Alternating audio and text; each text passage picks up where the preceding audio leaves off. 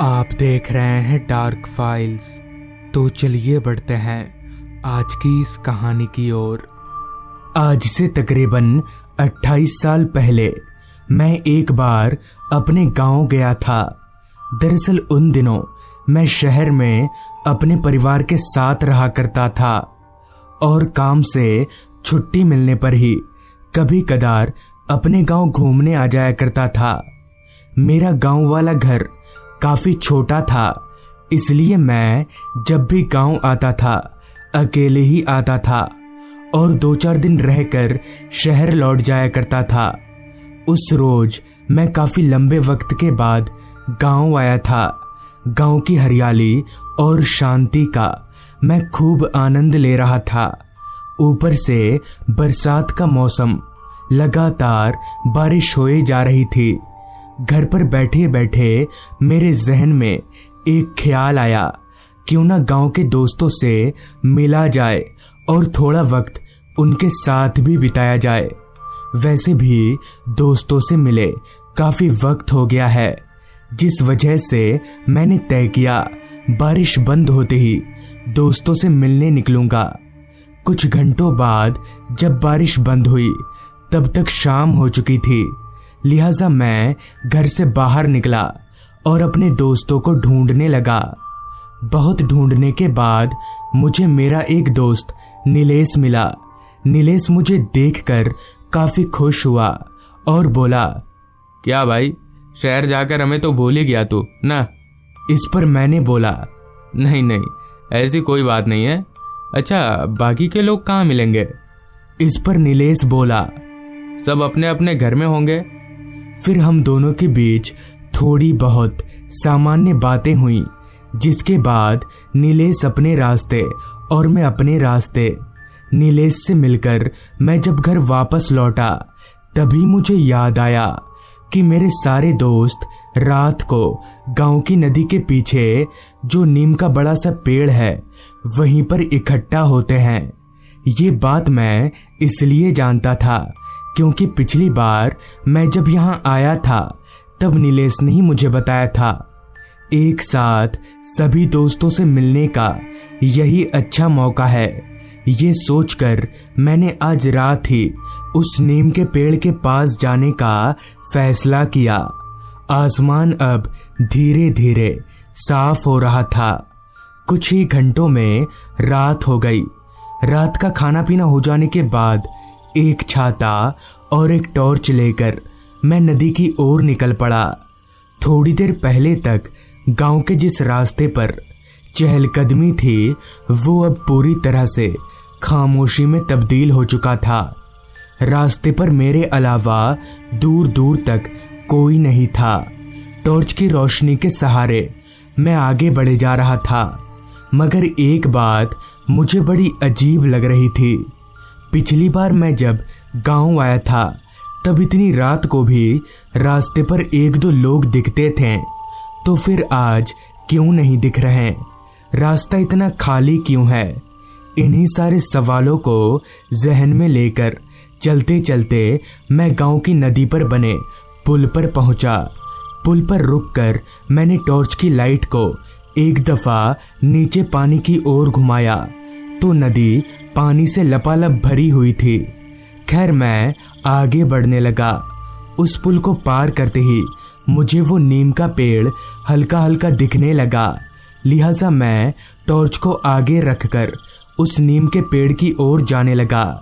चलकर मैं जब उस पेड़ के पास पहुंचा तो मैं दंग रह गया, क्योंकि उस पेड़ के पास कोई नहीं था। मैंने टॉर्च की लाइट को घड़ी पर डाला तो रात के 9:30 बज रहे थे। अमूमन अब तक तो सभी लोग आ जाते हैं, तो फिर आज क्या हो गया है? ये सोचकर पहले तो मैं थोड़ा चिंता में पड़ गया, मगर फिर सोचा शायद मैं ही जल्दी आ गया हूँ, बाकी लोग देरी से आएंगे। लिहाजा मैं बाकियों का इंतजार करते हुए वहीं पर टहलने लगा। टहलते टहलते 15 से 20 मिनट बीत गए, मगर कोई नहीं आया। मैंने सोचा 5 मिनट और इंतजार करता हूँ, अगर कोई आया तो ठीक, वरना घर चला जाऊंगा। जिसके बाद मैं उसी नीम के पेड़ पर बने चबूतरे पर बैठ गया। उस वक्त मेरे कानों में नदी में पानी बहने की आवाज के अलावा और कोई आवाज नहीं आ रही थी। चारों तरफ गहरी खामोशी और सन्नाटा पसरा हुआ था, मगर तभी सन्नाटे को चीरती एक आवाज ने मेरे कान में दस्तक दिया। अजय, आ गया तू? आवाज सुनकर मैं पीछे मुड़ा तो पाया कि पेड़ के पीछे यानी चबूतरे के दूसरी ओर कोई बैठा हुआ है। उसका चेहरा दूसरी तरफ था। मैं उठकर उस आदमी के सामने गया तो पाया कि वो मेरे बचपन का दोस्त शिवम है। शिवम को देखकर मुझे बड़ी खुशी हुई और मैंने उससे बोला, अरे भाई, तू कब आया?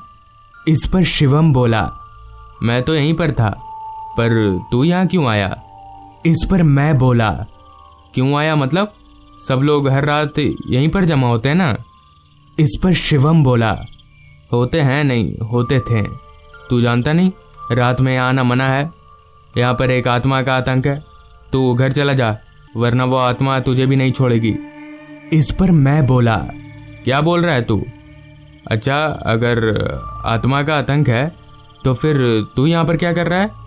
इस पर शिवम बोला, मुझे कुछ नहीं होगा, पर तू घर चला जा।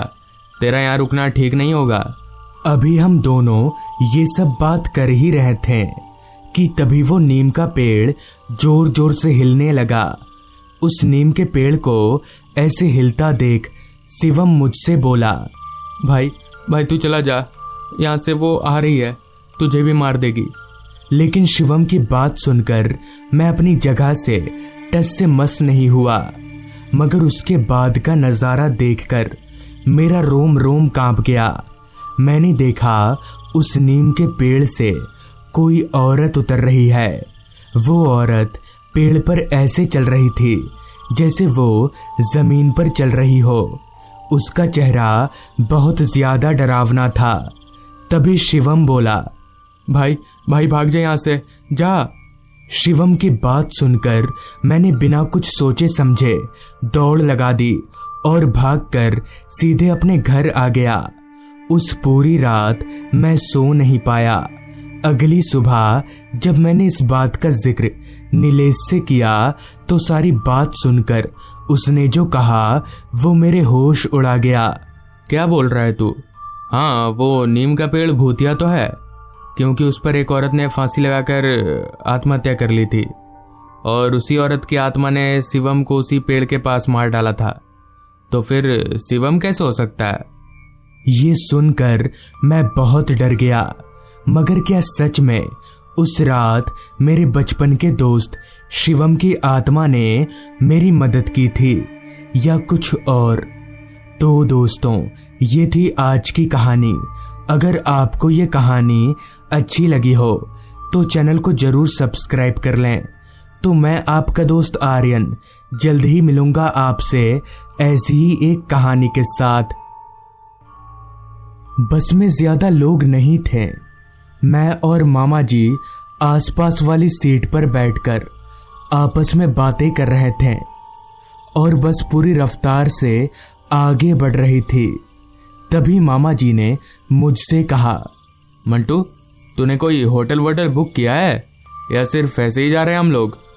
मामा जी की बात मेरे सीने में धक सी लगी, क्योंकि सच में मैं होटल बुक करना भूल ही गया। तभी मैंने मामा जी से कहा, नहीं, होटल तो बुक नहीं किया है। दरअसल जल्दबाजी में मैं होटल बुक करना ही भूल गया। तो मामा जी बोले, जा, तो अब क्या करेंगे? इस ठंड में कहाँ रहेंगे हम लोग? तभी मैंने बोला, वहाँ कोई होटल खाली मिल जाएगा, आप टेंशन मत लीजिए। बस की सारी खिड़कियां बंद थीं, मगर पता नहीं क्यों फिर भी मुझे ठंड लग ही रही थी। सिर्फ मुझे ही नहीं, बस में मौजूद सभी लोगों को ठंड लग रही थी। तभी तो सबने अपने अपने शरीर को किसी न किसी चीज से ढक रखा था। खैर, कुछ ही देर में हमारा स्टॉप आया और हम दोनों बस से नीचे उतर गए। बस से उतरने के बाद ठीक हमारे सामने जो नज़ारा था उसे देखकर उस माहौल में शायद कोई भी घबरा जाता। ठीक हमारे सामने एक घना जंगल था और कहीं पर भी होटल तो दूर एक घर तलक भी नजर नहीं आ रहा था।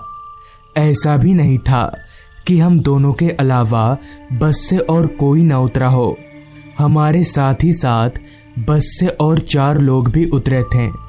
तभी मामा जी ने मुझसे कहा, इन लोगों से जरा पूछकर आ तो, यहाँ कोई होटल वोटल है या नहीं।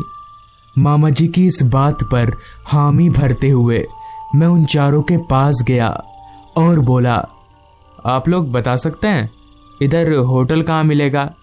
तो उनमें से एक आदमी ने कहा, होटल के लिए तो आपको 40 किलोमीटर चलना होगा। हम लोग तो एक सरकारी काम से आए हैं, हमें लेने के लिए अभी गाड़ी आ जाएगी और हमारी गाड़ी 4 सीटर है, वरना आप दोनों को मदद मिल जाती। इस पर मैंने कहा, तो अब रात भर रुकने के लिए कोई जगह कैसे मिल सकती है। तो इस पर उस आदमी ने कहा, आप एक काम कर सकते हैं, इस जंगल के अंदर चली जाइए, थोड़ी दूर चलने पर आपको एक बस्ती दिख जाएगी। जिसके बाद उस आदमी से बस्ती का पूरा पता ले लेने के बाद मैं मामा जी के पास आया और मामा जी को पूरी बात बता दी। मेरी सारी बात सुनकर मामा जी बोले, अब यही करते हैं, और कोई चारा भी तो नहीं है। जिसके बाद मैंने और मामा जी ने उस आदमी के बताए रास्ते पर चलना शुरू कर दिया। रात के उस काले अंधेरे में जंगल बहुत डरावना सा लग रहा था।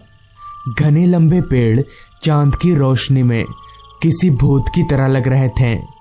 अब हम दोनों को चलते हुए काफी वक्त हो चला था, मगर ना तो अभी तक हमें कोई बस्ती दिखी थी और ना ही कोई इंसान।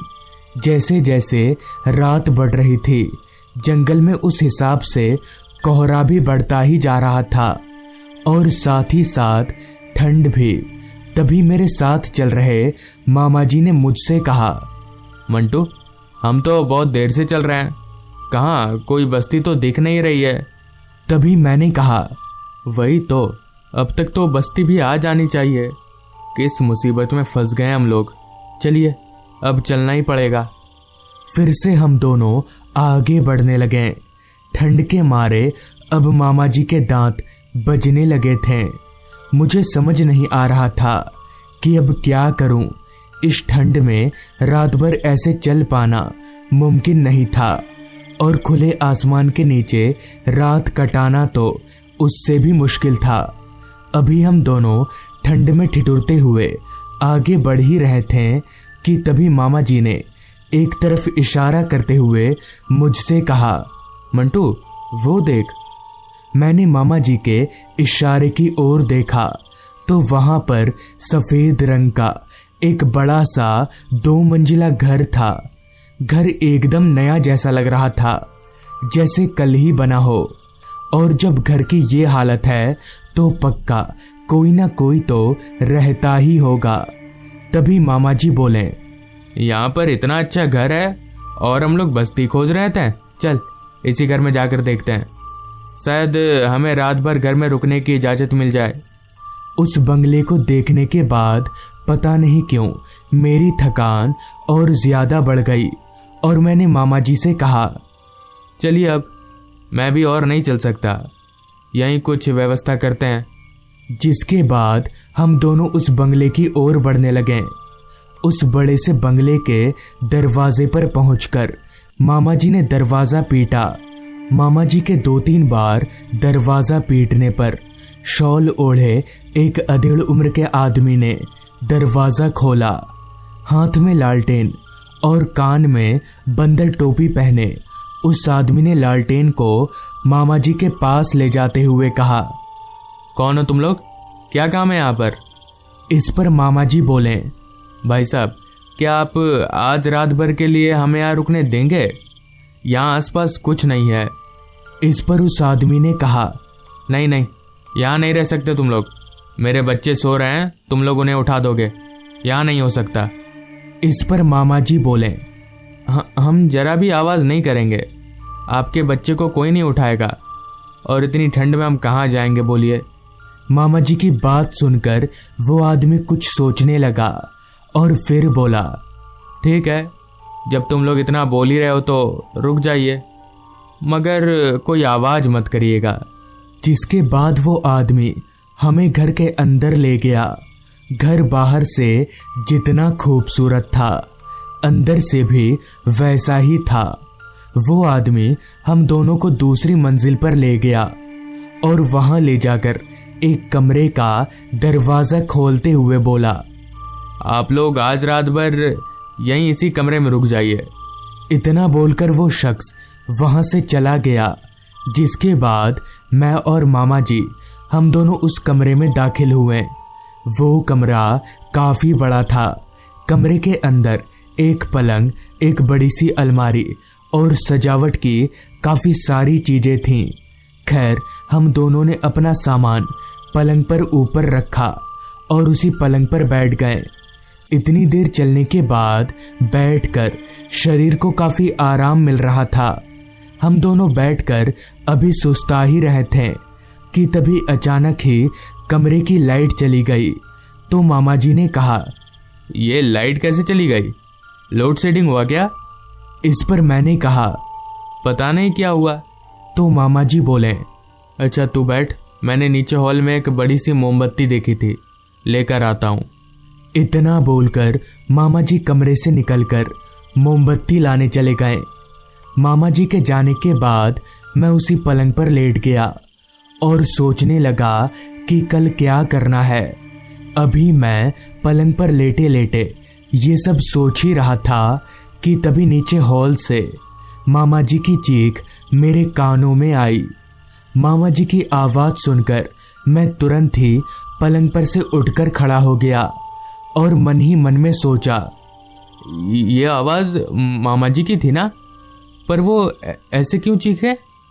खैर, मैं भागकर अपने कमरे से बाहर निकला और नीचे हॉल में जाने लगा।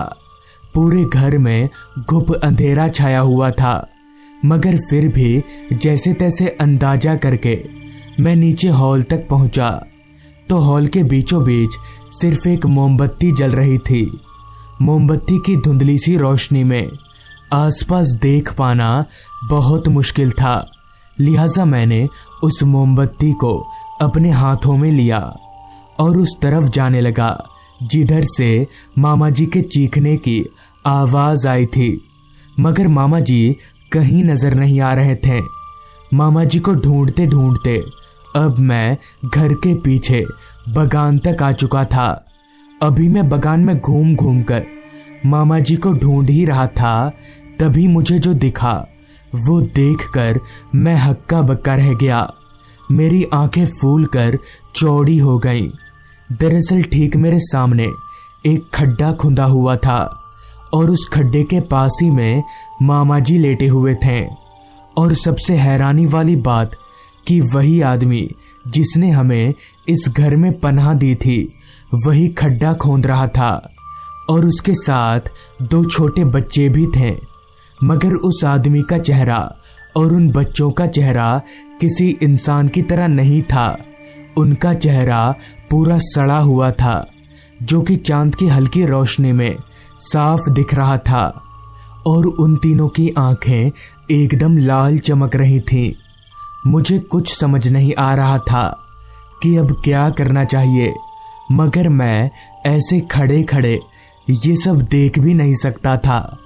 तभी मैं उन लोगों के थोड़ा सामने गया और जोर जोर से हनुमान चालीसा पढ़ने लगा। मेरे हनुमान चालीसा पढ़ते ही वो तीनों भूत एकदम से छटपटाने लगे और थोड़ी ही देर में हवा में धुआं हो गए। जिसके बाद मैंने अपने बेहोश मामा को जैसे तैसे होश में लाया और हम लोग उस घर से बाहर निकल गए और वहां से दूर जाने लगे। इस दौरान मैंने मामा जी से पूछने की कोशिश भी की कि उनके साथ हुआ क्या था, मगर मामा जी का एक ही कहना था कि उन्हें कुछ याद नहीं। कुछ देर चलने के बाद हम लोग एक बस्ती में पहुंचे और बस्ती के लोगों को सारी बात बता दी, जिस पर उन्होंने बताया कि दरअसल बहुत पहले उस घर में एक परिवार रहा करता था जिसमें पति पत्नी और 2 बच्चे थे।